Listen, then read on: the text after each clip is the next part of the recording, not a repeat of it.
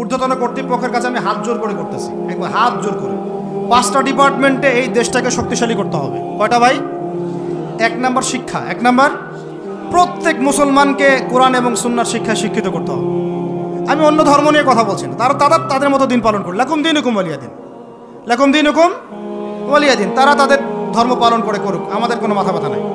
প্রত্যেক মুসলমানের বাচ্চাকে কোরআন সুন্নাহর শিক্ষায় শিক্ষিত করতে হবে এবং একই সাথে এই যুগকে চ্যালেঞ্জ করার জন্য যত সাবজেক্ট দরকার সব সাবজেক্ট আমাদেরকে শিখতে হবে ইনশাআল্লাহ।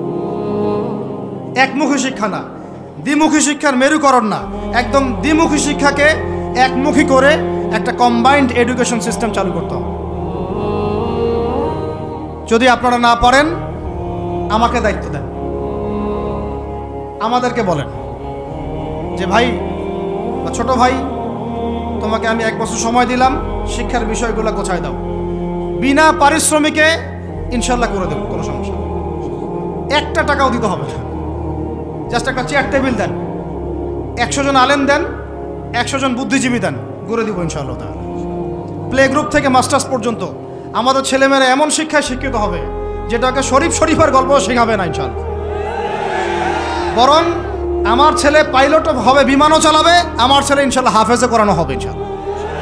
আমার মেয়ে ডক্টরও হবে ইনশাআল্লাহ, আমার মেয়ে আয়েশা রাদিয়াল্লাহু আনহার মতো মুহাদ্দিসও হবে ইনশাআল্লাহ। আমাদের এক ভাই সে রাজনীতিবিদও হবে ইনশাআল্লাহ, জুমার খুতবাও দিতে পারবে ইনশাআল্লাহ। আল্লাহর কসম করে বলতেছি, এমন শিক্ষা চালু করা সম্ভব, শুধু আপনারা যদি একটু সৎসাহস দেখান, একটু উদ্যোগ গ্রহণ করেন, আল্লাহ পাক বহুত আজর দিবেন আপনাদেরকে। আল্লাহ পাক এই ওসিলায় আপনাদের সব গুনাহ মাফ করে জান্নাতও দিতে পারেন। আল্লাহর রাস্তায় আল্লাহর দিকে ফিরে আসেন। আমি আপনাদের সবচেয়ে শ্রেষ্ঠ বন্ধু, আমাকে শত্রু মনে করেন না। ইউসুফ আলাইহিস সালাম এক পর্যায়ে বলেছিলেন যে আমি যোগ্য, আমাকে দায়িত্ব দেন। মনে আছে আপনাদের? যখন সমাজে দুর্ভিক্ষের স্বপ্ন দেখলেন রাজা, রাজদরবারে গিয়ে তিনি বললেন যে দেখেন, আপনার স্বপ্নটা এমনি এমনি স্বপ্ন না, 7 বছর এখানে ফসল ফলবে, 7 বছর দুর্ভিক্ষ হবে। যদি আপনি আমাকে দায়িত্ব দেন, আমি ইনশাআল্লাহ এমন একটা অর্থ ব্যবস্থা প্রণয়ন করব যে ইনশাআল্লাহ এই দুর্ভিক্ষের কবল থেকে মানুষ বেঁচে যাবে। মানুষ বাঁচে নাই, বাঁচে নাই। এখানে প্রমাণ হয় একটা জিনিস, যখন দায়িত্ব নেয়ার যোগ্য কেউ দেখা যায় না, তখন যোগ্যদেরকে কথা বলতে হয়। যোগ্যদেরকে কি করতে হয়? কথা বলতে হয়। এখন দায়িত্ব দেখতেছেন না কাদের হাতে? একটা লোক, যে ব্যক্তি আল্লাহর অস্তিত্বেই বিশ্বাস করে না, সে কিতাব লিখতেছে, ওই কিতাব আমাদের সন্তান পড়তেছে। আমি নাম মেনশন করতে চাচ্ছি না। কিছু মানুষ যারা আল্লাহর অস্তিত্বেই বিশ্বাস করে না, তারা মনে করে মহাবিশ্ব সৃষ্টি হয়েছে বিগ ব্যাং থেকে, আল্লাহ সৃষ্টি করে নাই। ও ডিপার্টমেন্ট অফ হেড হয়ে বসে আছে ওখানে। আজকে ট্রান্সজেন্ডার ইস্যু আসছে জন্য আপনারা নড়ে চড়ে বসতেছেন না। শিক্ষার যে দশা চলতেছে, আমরা ভয় করি যে আজকে থেকে 10 বছর যদি এমনভাবে চলতে থাকে, আল্লাহ মাফ করুক, আমার আশঙ্কা একটা প্রজন্ম গড়ে উঠবে, জীবনে বাপকে তো সালাম দিবেই না, সালাম কেমন করে শুদ্ধ করে দিতে হয় সেটাও শিখবে না কখন। ওই দিন যদি আপনারা দেখতে না চান, এখনই ব্যবস্থা গ্রহণ করেন। আমাদের কাছে ব্যবস্থা গ্রহণ করার কোনো ক্ষমতা নাই, ক্ষমতা আপনাদের হাতে আছে। আপনারা যদি এই ক্ষমতাকে আল্লাহর দিকে, আল্লাহর সন্তুষ্টির জন্য ব্যবহার করেন, আল্লাহ আপনাদেরকে আরো বড় করবে ইনশাআল্লাহ। যদি আল্লাহর জন্য এটা আপনার আল্লাহর জন্য ব্যবহার না করেন, এগুলোকে প্রশ্রয় দিতে থাকেন, বিশ্বাস করেন ভাই, ফেরাউন টিকতে পারে নাই, নমরুদ টিকতে পারে নাই, আদ জাতি টিকতে পারে নাই, সামুদ টিকতে পারে নাই, নুহের কওম টিকতে পারে নাই, কওমে লূত টিকতে পারে নাই, কওমে মাদিয়ান টিকতে পারে নাই, আসহাবুল আইকা টিকতে পারে নাই, মুসার কওম বানু ইসরাইল টিকতে পারে নাই। আমরা কোন ক্ষেত কি মূলা?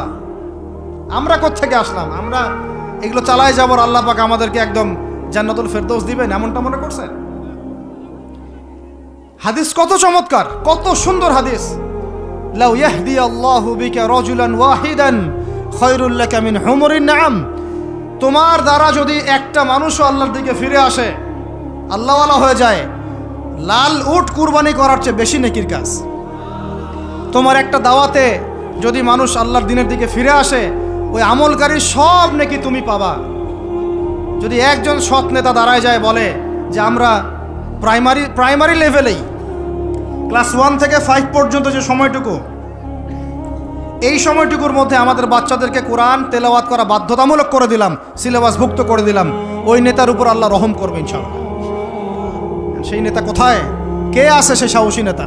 আমি আপনাদেরকে বলি যারা রাজনীতি করেন, কারণ আমার সাথে আপনাদের কোনো শত্রুতা নাই, আর আমি আপনার শত্রুও না, বরং বন্ধু। আপনারা যারা রাজনীতি করেন, এমন একটা নেতা খালি বের করে দেন, এমন একটা নেতা হয়ে যান খালি ওমরের মতো। আল্লাহ পাক তৌফিক দান করেন আপনাদেরকে, যে আপনারা যদি কোরআন শিক্ষাটাকে বাধ্যতামূলক করে দেন, নবীর হাদিস শিক্ষাগুলোকে বাধ্যতামূলক করে দেন, সিরাত নবীর জীবনী চর্চাগুলোকে বাধ্যতামূলক করেন উচ্চ মাধ্যমিক লেভেলে, দেখবেন এই ছেলেপেলেগুলো আর ওই ইয়াবাখোর হবে না ইনশাআল্লাহ। এরা ওই টিকটক, ওই ফেসবুক আর পাবজি, ফ্রি ফায়ার নিয়ে পড়ে থাকবে না। এরা কিশোর গ্যাংয়ে যোগ দিবে না, এরা জেনা করবে না ইনশাআল্লাহ। এগুলো আপনি ঠেকাতে পারবেন না তো, জেনা ঠেকাতে পারবেন না এখন আপনি। এরা ফ্রি মিক্সিংয়ে চলে গেছে, সবার ফোনে ফোনে পর্ন দেখতেছে। ওরা বাচ্চাদেরকে ধরে ধরে রেপ করতেছে। এখন ছেলে মেয়ের আদমশুমারি যদি করতে পারেন, একটা কুমারিত্ব শুমারি করে দেখেন, 18 বছরের কম কত মেয়ের সতীত্ব নাই, 21 বছরের কম কত ছেলে সতীত্ব নাই, আপনি টেস্ট করে দেখতে পারবেন। এই হলো সমাজের অবস্থা। এখন চলতেছে সমকামিতা, সমকামিতা। আল্লাহর লুতের গজব নেমে আসবে, লুত আলাইহিস সালামের কওমের গজব নেমে আসতে পারে। আল্লাহ হেফাজত করেন আমাদেরকে। সমকামিতা বৈধ করে গিলিয়ে খাওয়ার জন্য ট্রান্সজেন্ডার চালু করতেছে এরা। ছেলে বাইর থেকে ছেলে, মনে মনে মেয়ে, মনটা চায় ছেলের সাথে যৌন সম্পর্ক করতে, নাউজুবিল্লাহ, অথচ বাইর থেকে একটা ছেলে। সমস্যাটা মানসিক না? 3 দিন টানা সকাল বিকাল কারেন্ট শর্ট দেন মাঠের মধ্যে, সব সমস্যা ঠিক হয়ে যাবে ইনশাআল্লাহ। 3 দিন, বাস 3 দিন থেরাপি দেন, ঠিক হয়ে যাবে। এগুলো প্রমোট করতেছে মিডিয়াতে বিভিন্ন নাটক দেখাচ্ছে, এগুলো দিয়ে ফেসবুকে এরকম ক্লিপ দেখানো হচ্ছে, মানুষ লিখতেছে, অধিকার চাচ্ছে। কোন যুগে আসলাম রে ভাই? আমরা কোন যুগে আসলাম? আল্লাহ রাব্বুল আলামিন আমাদের সবাইকে হেদায়েত দান করেন, অন্যায়ের প্রতিবাদ করার তৌফিক দান করেন। আমি আমাদের ঊর্ধ্বতন কর্তৃপক্ষকে বিনয়ের সাথে অনুরোধ করব, এইগুলোর পিছনে যারা এজেন্ডা বাস্তবায়ন করতেছে সবগুলোকে ধরে ভিতরে ঢুকাই দেন একেবারে। 7 দিন রিমান্ডে রাখেন, ঠিক হয়ে যাবে ইনশাআল্লাহ। আপনারা খালি দাড়ি টুপি পাগড়ি জুব্বা দেখলেই সন্ত্রাসী মনে করেন? এরা তো স্পষ্ট সংস্কৃতির সন্ত্রাস, স্পষ্ট শিক্ষা সন্ত্রাস। আমাদের ছেলেপেলেদেরকে ছেলে জেনা করানোর দিকে নিয়ে যাচ্ছে এরা। কালকে যদি আপনার ছেলে একটা ছেলেকে বিয়ে করে, আপনি খুশি হবেন? আস্তাগফিরুল্লাহ, নাউজুবিল্লাহ। আল্লাহ পাক আমাদেরকে হেফাজত করেন, আল্লাহ পাক আমাদেরকে মাফ করেন। আপনার মেয়ে যদি কালকে একটা মেয়েকে বিয়ে করে নিয়ে আসে, আপনি সমাজে মুখ দেখাবেন কিভাবে? এগুলো এখন যদি না থামাই, তাহলে কখন থামাবেন? ওই যে বললাম, সুদ যখন চালু হয়েছিল আমরা সবাই কিন্তু প্রতিবাদ করি নাই। এখন সবাই সুদখোর হয়ে যাচ্ছে দিন দিন। আমরা যে অনেকে তাহাজ্জুদ পড়ি, করে কান্নাকাটি করি, আল্লাহ দোয়া কবুল করো, এইটা করো সেইটা করো। দেখেন দোয়ার বেশিরভাগই কবুল হয় না। কেন হবে? অর্থনৈতিক জীবনে তো সুদ খাচ্ছি, আমি ঘুষ খাচ্ছি, দুর্নীতি করতেছি, হারাম খাচ্ছি, পণ্যে ভেজাল দিচ্ছি। আল্লাহ পাক আমাদের সবার রিজিককে হালাল করার তৌফিক দান করেন। অতএব আমি 5টা কথা বলছি, 5টা ডিপার্টমেন্টে এই জাতিটাকে শক্তিশালী করতে হবে। আল্লাহ পাক তৌফিক দান করেন। 1 নাম্বার শিক্ষা। 1 নাম্বার কি ভাই? এমন কোন শিক্ষা? শুধু একমুখী না, 2মুখী শিক্ষার সমন্বয়। কোনটা? কোরআন সুন্নাহও থাকবে, আবার জেনারেল শিক্ষাও থাকবে। আল্লাহ পাক তৌফিক এনায়েত করেন, আমিন। 2 নাম্বার অর্থনীতি। 2 নাম্বার কি? আমাদের অর্থনীতি এত শক্তিশালী করতে হবে যে আমাদেরকে যেন পশ্চিমাদের কাছে কখনো হাত পাততে না হয়। আমাদের কৃষি দিয়ে আমরা চলবো ইনশাআল্লাহ, আমাদের যাকাত ভিত্তিক অর্থনীতি দিয়ে আমরা চলবো ইনশাআল্লাহ। আমাদের সত্যি এটা সোনার বাংলা, এটা সত্যি সত্যি সোনার বাংলা। আমাদের জমিতে এমন কোনো ফসল নাই ফলে না, তাই না ভাই? কৃষকের কাছে যে ফসলটা ফলে রুট লেভেল থেকে, ওইটা বাজারে আসতে আসতে 10 গুণ দাম বৃদ্ধি হয়ে যায়, সিন্ডিকেট হয় মাঝখানে। এগুলো বন্ধ করলে আমাদের উৎপাদন খেয়ে আমরা শেষ করতে পারবো না। আমাদের যে পরিমাণে ইলিশ মাছ হয়, এটা আমরা খেয়ে শেষ করতে পারবো না। আমাদের সমুদ্রে যে পরিমাণ সম্পদ আছে না, এটা উঠাইলে আমাদের জাতির মাথাপিছু আরো বেড়ে যাবে। মাটির তলে গ্যাস আছে, আর যেখানে গ্যাস আছে তার মানে কি জানেন? তার মানে তার নিচে তেল আছে। আজ হোক আর কাল হোক তেল পাওয়া যাবে, আর তেল পাওয়া গেলেই দেখবেন আমেরিকা এসে আঁকড়া কাটছে।